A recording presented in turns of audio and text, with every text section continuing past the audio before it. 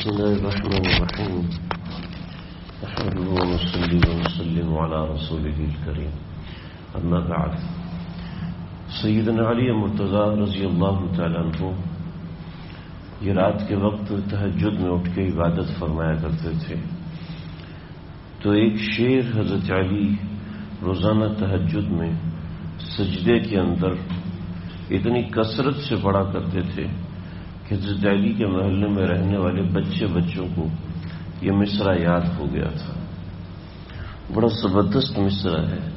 حضرت علی تہجد کی نماز پڑھ کے سجدے میں جاتے اور یہ کثرت سے کہتے آہن آہ من قلت الذات وبعد السفر ووحشت الطریق. مطلب ہائے افسوس ہائے افسوس ہائے افسوس من قلت الذات کہ میرے پاس رخت سفر کے لیے جو سامان ہے وہ بہت کم ہے. وبعد السفر جبکہ سفر بہت لمبا ہے. وحشت الطریق اور راستہ بڑا خطرناک ہے.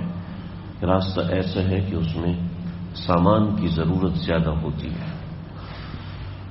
یعنی اس سے مراد تھا آخرت کا سفر.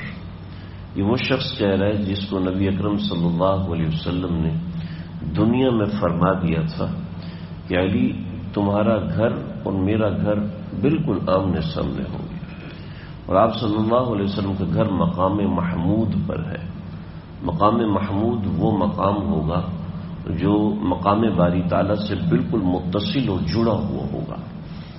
حضرت آسیہ رضی اللہ عنہا جب ان کے جسم سے کھال ادھیڑی جا رہی تھی تو اس وقت اللہ تعالیٰ سے دعا کی تھی رب ابن لی عندک بیتا فی الجنہ ونجنی من فرعون وعملہ. رب ابن لی عندک بیتا فی الجنہ، اللہ جی میرا گھر اپنے ہمسائے میں جنت کے اندر بنا دیجیے. تو اللہ تعالیٰ نے جواب میں فرمایا کہ آسیہ میرے جوار میں میرے ہمسائے میں تو محمد عربی صلی اللہ علیہ وسلم کا گھر ہے، میں کسی اور کا گھر کیسے بناؤں؟ البتہ یہ ہو سکتا ہے کہ تیری دعا کو اس طرح قبول کر دوں کہ آپ صلی اللہ علیہ وسلم کا نکاح تجھ سے کر دیتا ہوں، تو اس سے تم ان کے گھر میں بھی رہو گی اور میرے جوار میں بھی رہو گی یا میرے ہمسائے میں بھی رہو گی. چنانچہ حضرت خدیجہ کا جب انتقال ہوا تو آپ نے فرمایا اسلم درعک، اپنی سوکن کو سلام کہنا. تو حضرت خدیجہ کہنے لگی یا رسول اللہ آپ نے میرے سے پہلے تو کہیں شادی نہیں کی اور میرے ہوتے ہوئے بھی آپ نے نکاح نہیں فرمایا. تو آپ نے فرمایا کہ اللہ نے آسیہ کی شادی مجھ سے عالم برزخ میں کر دی تھی، لہذا وہ تیری سوکن ہے، جنت میں وہ میری بیوی کہلائے گی. تو اس گھر کے سامنے حضرت علی کا گھر ہے اور حضرت علی یہ ندا اور یہ پکار دے رہے ہیں کہ آہن آہ من قلت الذات کہ میرے پاس سامان بہت تھوڑا ہے. رمضان کی آج 27ویں تاریخ ہے اور 27واں روزہ ہے. صرف 3-4 روزے باقی ہیں. جو لوگ فکر مند ہیں ان کو ان ایام کے اندر غم ہوتا ہے کہ ہم نے کچھ کیا نہیں، ہم پریشان ہیں. یعنی اپنی پریشانی ہوتی ہے کہ میرے سے وہ اعمال نہیں ہو سکے جو مجھے کرنے چاہیے تھے، اور جنہوں نے اعمال نہیں کیے ہوتے وہ لوگ بے فکرے ہوتے ہیں. تو یہ بھی کچھ دن باقی ہیں، جو 3-4 روز باقی ہیں. ان 3-4 روز کے اندر کچھ عمل کر لیا جائے، کچھ مختصر کچھ آسان عمل کر لیا جائے کہ جو مزاج کی غفلت کو دور کرے، مزاج کی بے فکری کو دور کرے. ہمارے تاریخ گواہ ہے کہ جن لوگوں کو فکر ہوئی وہ نیزوں پہ چڑھ گئے لیکن بے فکرے نہیں ہوئے، اور وہ لوگ جو کہ بے فکرے اور غفلت کے ساتھ رہے. تو یہ کائنات کی سب سے بڑی بیماری ہے کہ انسان کو غفلت ہوتی ہے اپنے اعمال سے. رمضان کا مہینہ ہر بندے کو بتا دیتا ہے کہ تم غافل ہو یا تم جاگ رہے ہو، تمہارے پاس سامان سفر ہے یا تم بالکل کورے ہو. یہ انسان کو رمضان کا مہینہ بتا دیتا ہے. تو یہ آخری 3-4 دن اللہ سے معافی مانگنے کے ہیں کہ روزانہ اللہ سے معافی مانگی جائے، اللہ تعالیٰ سے استغفار کیا جائے. سیدنا عائشہ صدیقہ رضی اللہ عنہا دین کا 1/4 حصہ صرف حضرت عائشہ سے منقول ہے اور بقیہ 3/4 حصہ یعنی 75% حصہ تمام صحابہ سے 1,24,000 صحابہ سے اور 25% حصہ اکیلی سیدنا عائشہ صدیقہ سے منقول ہے۔ سیدنا عائشہ صدیقہ کا جب انتقال ہونے والا تھا تو حضرت عبداللہ بن عباس وہ پردے کے ذریعے سے تشریف لائے، تو آواز سنی، اما عائشہ کوئی بات نہیں کر پا رہی تھی بلکہ مستقل روئے جا رہی ہیں، اتنا روئیں کہ حضرت عائشہ صدیقہ کا جو چادر مبارک تھی وہ ساری آنسوں سے بھیگی ہوئی تھی۔ تو حضرت عبداللہ بن عباس کہنے لگے کہ اماں آپ کیوں روتی ہیں؟ میں قسم کھانے کو تیار ہوں کہ آپ کے درمیان اور اللہ کے نبی سے ملاقات کے درمیان صرف چند سانسوں کا، چند سیکنڈوں کا فاصلہ ہے، کیونکہ آپ صلی اللہ علیہ وسلم ابھی تک آپ کے گھر میں آرام فرما ہے، آپ کی گود میں نبی اکرم صلی اللہ علیہ وسلم نے اللہ کے حضور میں حاضری دی، آپ کے بستر میں ہوتے تھے تو وہی نازل ہو جاتی تھی، آپ کے بارے میں قرآن مجید کے 2 رکوع نازل ہوئے ہیں، یعنی آپ کے والد سیدنا ابوبکر صدیق ہیں جنہوں نے اسلام کا بہت بڑا کاز انجام دیا، وغیرہ وغیرہ وغیرہ۔ تو اما عائشہ صدیقہ فرماتی ہیں عبداللہ چپ ہو جا، مجھے دھوکہ نہ دے، کاش میں پیدا ہی نہ ہوئی ہوتی، اگر پیدا ہوئی ہوتی تو وہیں مار دی گئی ہوتی، کاش کہ میں کوئی تنکا ہوتی، میں تو سمجھتی ہوں کوئی پرندے مجھ سے بہتر ہے۔ جس کو اللہ کے سامنے حاضری کا ڈر ہوتا ہے اس کا مزاج ایسے ہوتا ہے، اس کا مزاج بے فکری والا نہیں ہوتا، وہ اپنے اعمال، میں تو الحمدللہ 3-4 قرآن پڑھ لیا، الحمدللہ بڑا سکون ہے، بڑی تسلی، وہ ایسے نہیں باتیں کرتا، وہ فکر مند ہوتا ہے، وہ پریشان ہوتا ہے۔ سیدنا ابو ہریرہ رضی اللہ عنہ کا انتقال کا وقت قریب آیا، 5,664 روایات جس شخص سے مروی ہیں، 5,664 حدیثیں۔ سلمان بن عبد الملک نے ایک مرتبہ شک ہوا کہ حضرت ابو ہریرہ ایسی تو حدیثیں نہیں کر دیتے کہ اللہ کے نبی سے میں نے یہ سنا، اللہ کے نبی سے میں، اتنی کثرت سے بتاتے ہیں، پتہ ہی انہوں نے سنا بھی ہے یا اپنی طرف سے بنا لیتے ہیں۔ تو ایک مرتبہ اپنے دربار میں بلایا، کہا کہ آپ مجھے کچھ 100 حدیثیں نبی اکرم صلی اللہ علیہ وسلم کی سنا سکتے ہیں؟ تو سیدنا ابو ہریرہ رضی اللہ عنہ نے سنائی۔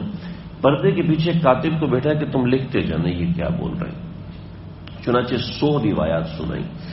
اس کے بعد چلے گئے، 1 برس کے بعد دوبارہ بلایا، حضرت وہ جو پچھلے برس آپ نے روایات سنائی تھی اگر وہی آپ دہرا دیں تو آپ کی بڑی نوازش ہوگی۔ کہا ٹھیک ہے، بہت اچھا۔ وہ 100 روایات سنائی، دوبارہ 100 روایات سنائی۔ اب جب ان دونوں کا موازنہ کیا گیا تو نہ صرف یہ کہ روایات وہ تھی بلکہ ترتیب بھی وہی تھی جس ترتیب سے پچھلے سال سنائی تھی۔ یعنی ایسا حافظہ اور ایسا نبی اکرم صلی اللہ علیہ وسلم نے فرمایا کوئی ہے جو مجھ سے لے گا؟ تو حضرت ابو ہریرہ نے اپنی جھولی پھیلائی، رسول اللہ میں لوں گا۔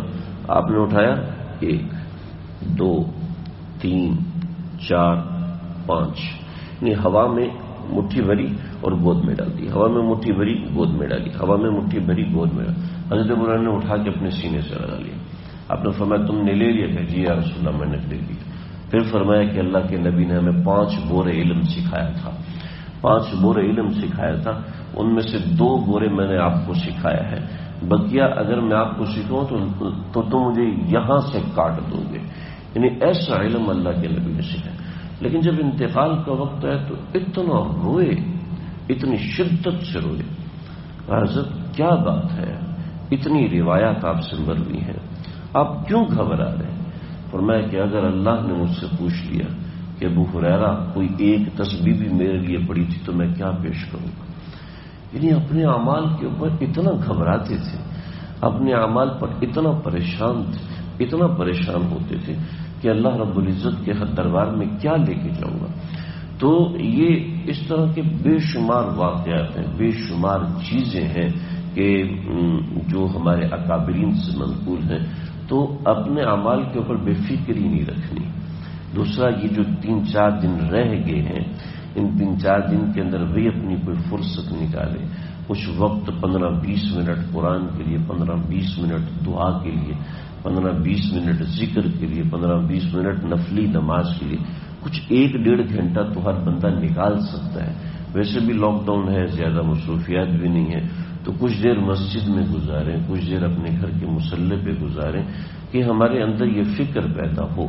اگر اس رمضان کے اندر یہ فکر پیدا نہیں ہے تو سمجھ لیں ہم سلف صالحین کے طریقے پر، سلف صالحین ہو سکتے کسی کو سمجھ میں نہ آئے، نبی اکرم صلی اللہ علیہ وسلم اور صحابہ کرام کے طریقے پر ہم رمضان نہیں گزار رہے۔ محض اپنے نفلی نمازوں سے، محض اپنے قرآن پڑھنے سے، محض اپنے اعتقاف سے کوئی مطمئن نہ ہو جائے کہ میں تو جی بڑا ایسا ہوں، میں جی بڑا ویسا ہوں، اور اپنے ذان نہیں سمجھنا شروع کر دے، اپنے آپ کو سمجھنا شروع کر دے میں نے تو بہت اچھا کام کیا۔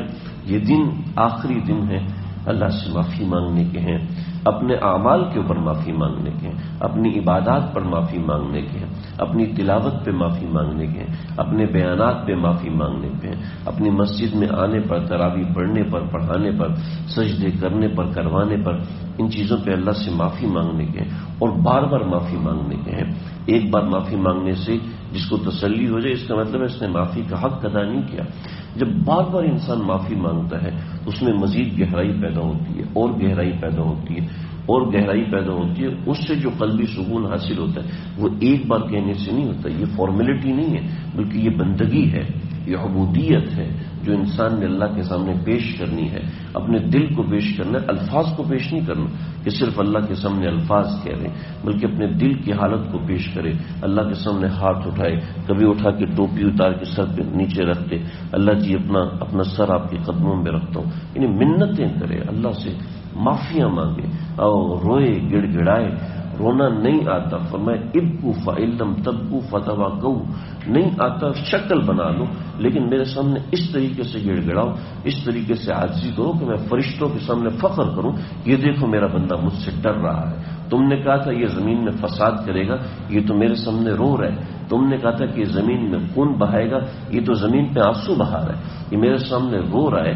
اور وہ زمین جس پہ انسان بیٹھ کے یہ اللہ سے مانگتا ہے، وہ زمین دوسری زمینوں پہ فخر کرتی ہے کہ دیکھو میرے اوپر ایک اللہ سے ڈرنے والا بیٹھا ہے، جس کو اللہ کے سامنے اپنے برے اعمال کا ڈر ہے، جس کو اللہ کے سامنے اپنے اچھے اعمال کا ڈر ہے۔ تو بھئی یہ کچھ دن باقی ہیں، مصروفیت سارا سال رہتی ہے، فیکٹریاں بھی چلتی رہتی ہیں، کام بھی چلتے رہتے ہیں، زندگی کی گاڑی بھی چلتی رہتی ہے، لیکن یہ 3-4 دن دوبارہ اللہ کرے نصیب ہو، لیکن کوئی یقینی نہیں ہے کہ نصیب ہو یا نہ ہو۔ تو اللہ تعالیٰ مجھے آپ کو ہم سب کو سمجھنے کی اور فکر کرنے کی توفیق عطا فرمائے۔ وآخر دعوانا الحمدللہ۔